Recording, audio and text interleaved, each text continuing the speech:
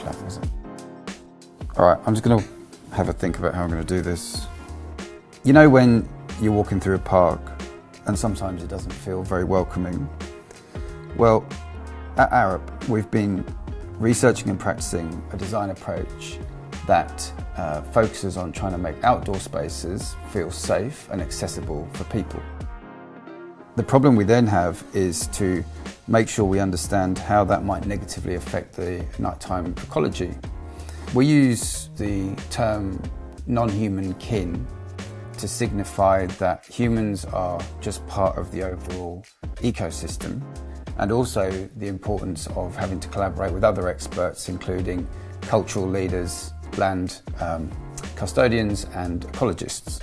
So for example, if we have the lights too bright, insects, as we know, might be attracted to that light, and so that might affect negatively migratory patterns or the pollination at night time.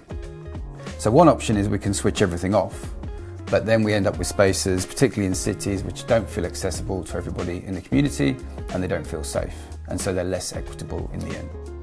Another option is to use lighting controls, whereby we can switch or dim lights automatically, so that when there's no people there, the spaces are less bright and we attract less non-human kin.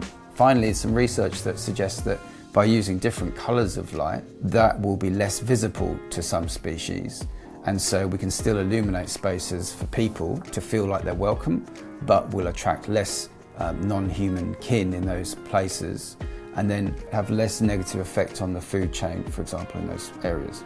What we end up with are spaces that feel safe and welcoming for people, but are also friendly for our non-human kin. You good? Yep, yeah, that's awesome.